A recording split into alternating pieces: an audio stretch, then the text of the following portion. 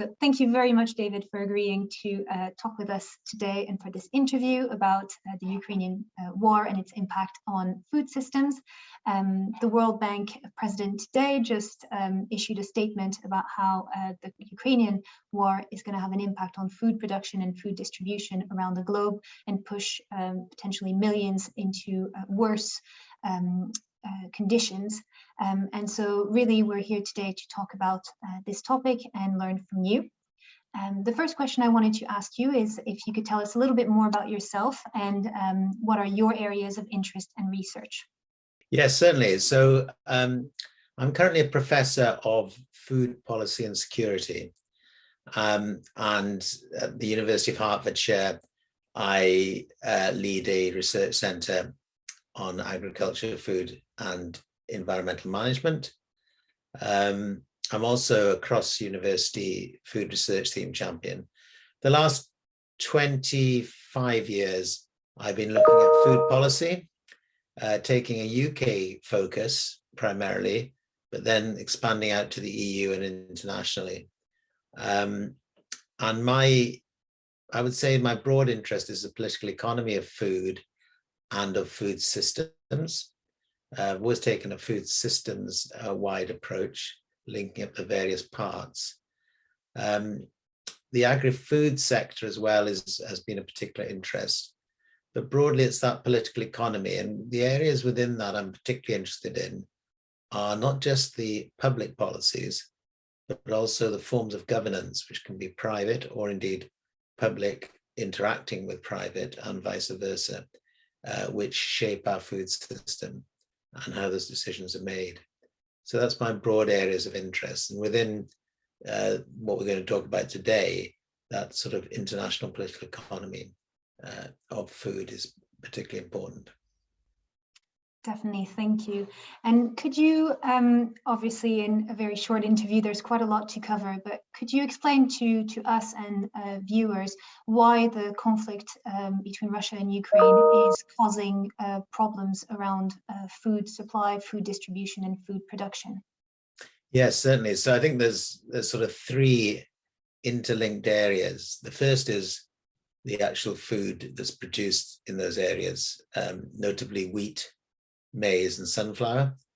That's because Ukraine and Russia are major exporters of wheat onto the world market, and wheat along with maize and rice is one of our staple food products globally.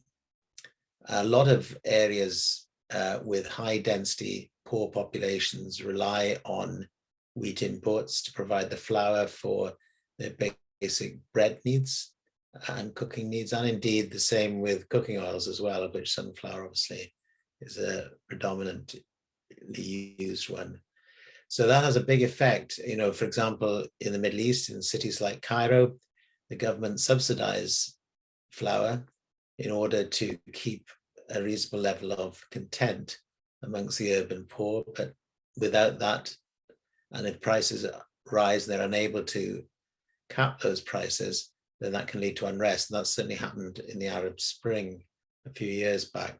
So the first thing really is the fact that with these major commodities are predominantly the export markets from Russia and Ukraine are predominantly from there. So obviously Ukraine is dislocated by the conflict, and Russia has now become an international pariah. And so the trade exchange with Russia has faltered. And in the past, Russia has actually used it the other way around. They've prevented some of their exports and indeed banned imports, for example, of fresh fruit and vegetables from Europe during previous periods of conflict, notably when they invaded Crimea. So this geopolitical dislocation is not new, but it's much more severe given the intensity of the conflict currently. And that's the first area. Second area is that both Russia, and it's worth mentioning also that Kazakhstan is a major wheat exporter, and Kazakhstan falls, of course, within the Russian influence, with having sent troops in there recently to quell urban unrest in Kazakhstan. So the second reason is the source of fertilizer ingredients, notably potash and phosphorus, which is mined from Belarus in particular, but also parts of Russia. And this has contributed to escalating costs of fertilizers. Now, the fertilizers are a necessity in our current modes of production for growth of our plant products.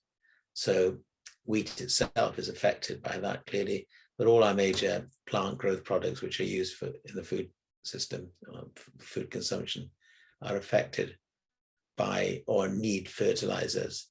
There are other forms of fertilizer, of course, that can be got, and we can discuss that later. But the fact that we have this loss of fertilizer in the international production system for fertilizers has had an effect, and therefore fertilizer prices have raised dramatically. So, for example, in the UK alone, they're probably up fivefold from where they were before the conflict. Contributing and linked to that, of course, are the rise in energy prices, which have again been caused by the embargoes on Russian oil and gas. And those energy sources are intensively used, not just in fertilizer production, but in all forms of agriculture.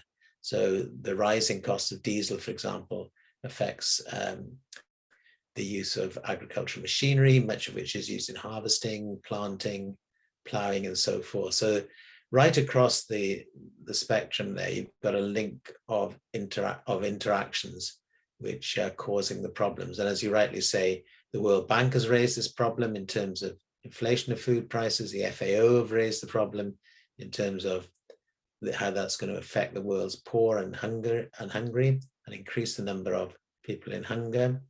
It's also been raised by the WTO as well, the dislocation to world trade. So it's a very clear problem that's been identified, and it is a sad effect of what is essentially a geopolitical cause. Thank you so much for such a well-constructed answer.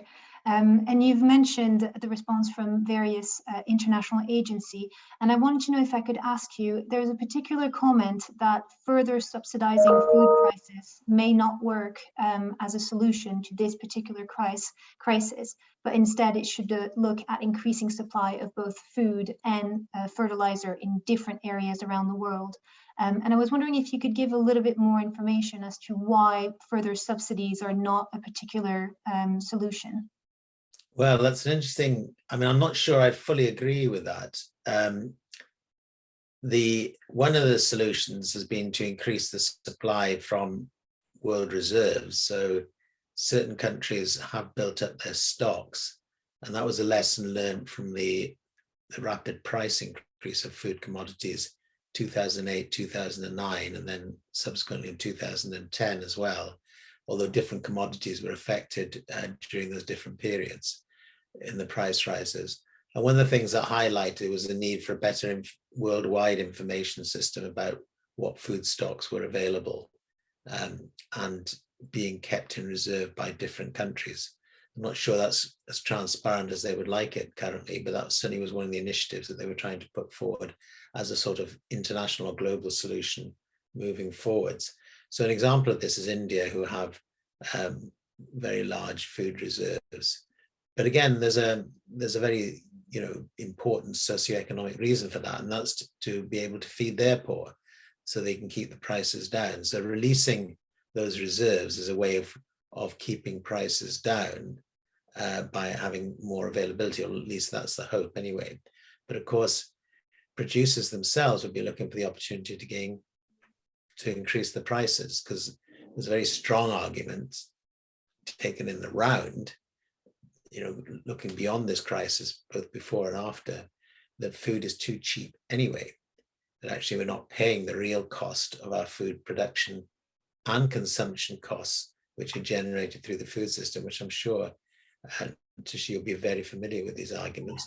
But obviously it's the externalities caused by intensive agriculture, by pollution and loss of poorly constructed diets upon populations, which lead to a lot of morbidity and mortality and health costs as well. fostered on governments and societies. So there's a range of things you could argue there. So I think that the argument about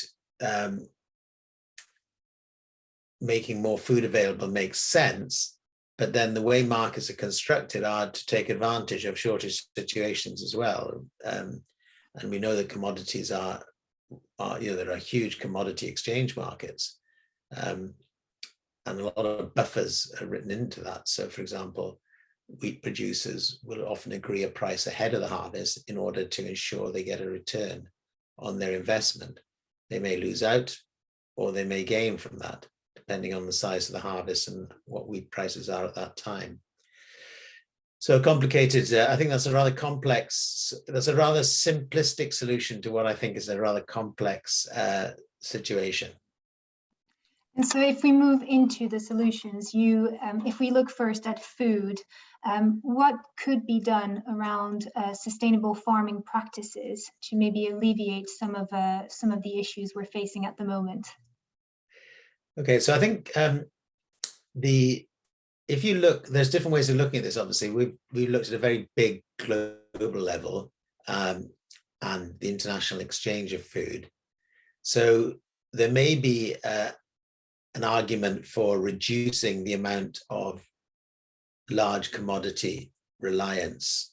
There are probably 5 key commodities which we get something like 3/4 of our calories from globally. So it may make sense to have a more diverse forms of production, and there are moves to try and increase the variety of crops and animals that we produce for our food. So that's one thing. I think another thing is to, at the farm level, certainly what you see currently, as exemplified currently by the current situation, given the rise in fertilizer costs, yet the potential for increased prices for wheat production.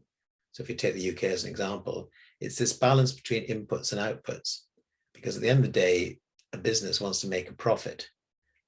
So the question is, are we over reliant on the inputs and the costs of those inputs in order to generate the kind of outputs you want as a business? It may be, and indeed some farmers are now reverting to this, that they actually won't plant those crops, those wheat crops, because the fertilizer costs are too high and they haven't got enough in reserve to cover that. So that there's a difference at the sort of very micro farm level between the input-output relationship, and then there's a broader societal, environmental, and ecological relationship between the impacts of inputs and the benefits of the outputs as you grow your food and consume it. And around fertilizers, would there be different options that would again alleviate the situation? I'm thinking particularly around circular economy options for fertilizers. Indeed, and that's we are heavily reliant on NPK, that sort of chemical formula for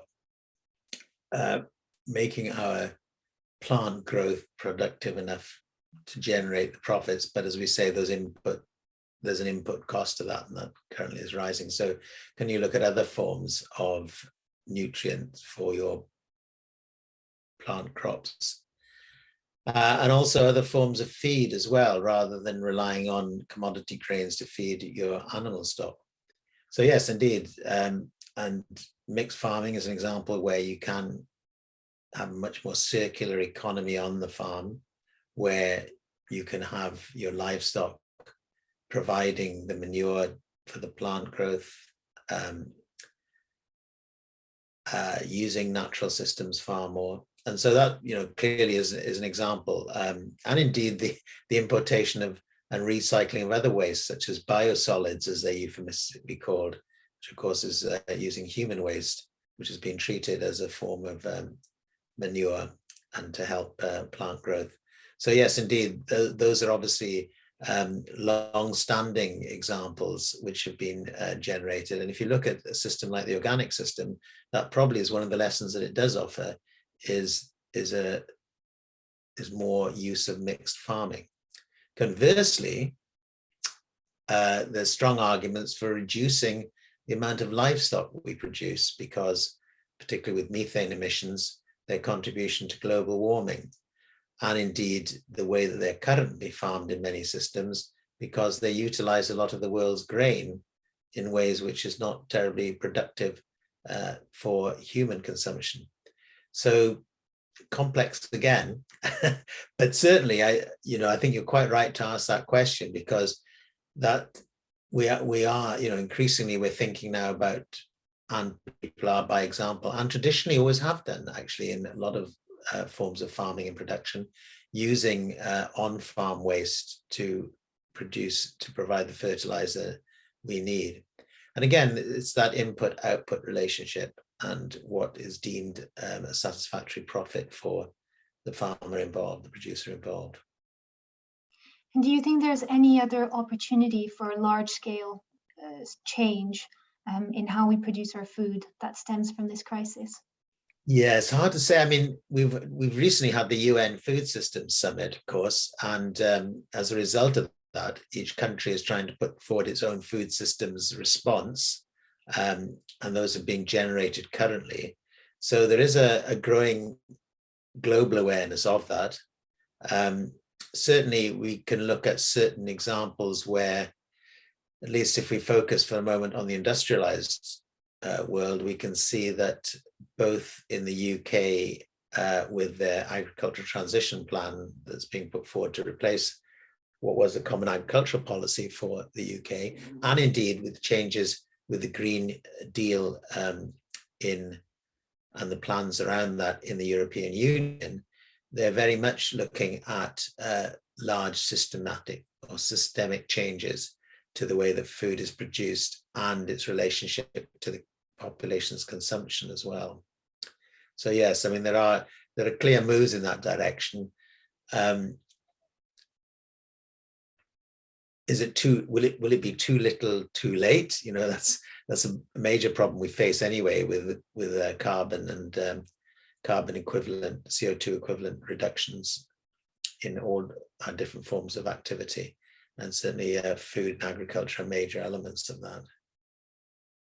And on a smaller scale, what do you think viewers listening to this can do themselves to help with this crisis, or simply change some of their food habits? Well, I think that one thing you can try and do is support your local food economy. That's certainly well worth doing. I think, one would say from a nutritional point of view, it's probably better to try and rely more on fresh foods if you can.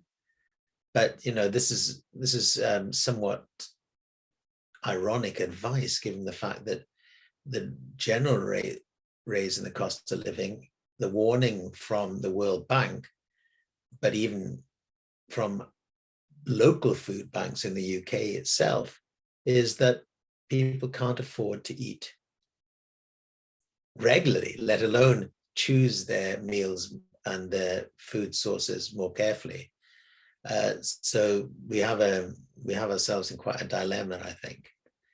That advice that I would first give might be okay for the top 60% who can afford and have the flexibility around that, but there's the underlying constant 15 to 20%, which is now increasing in many countries, who can't afford that. And indeed, of course, that level of food poverty is much higher in many developing countries, as we've already discussed. And yeah, the balance between healthy, accessible food and actually eating food is quite difficult to strike. And obviously the cost of living is going to have a huge impact on the sustainability movement as a whole, and something that will be quite challenging to address. There's been calls actually that the fact that there's such a cost of living crisis may lead the government to U-turn on some of its carbon policies and commitments. So it'll be interesting to see in the next few months what will happen. But I guess as we draw this interview to a close, do you have any final words or any final things you would like to share with us today? Well, just to follow on from your point there, I think which is a very accurate one. Ironically, we see the call for more food production being put forward and to halt things like the Green Deal initiatives in the European Union to make the food system more sustainable. So it's tricky because you do see people seeing in crisis as never let a good crisis go to waste, to take it as a window of opportunity to push their own particular goals and needs. And it's a difficult balance. And certainly we do need good food production. That's one thing that's very clear.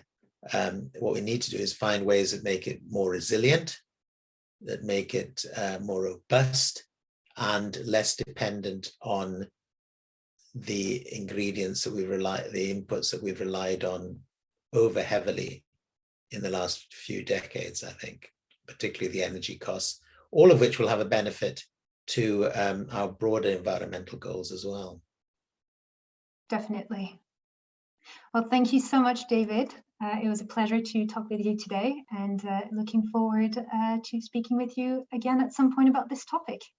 Indeed, and thank you very much for the opportunity to discuss this. It's something I've been pondering over, so it's nice to get it off my chest. Thank you.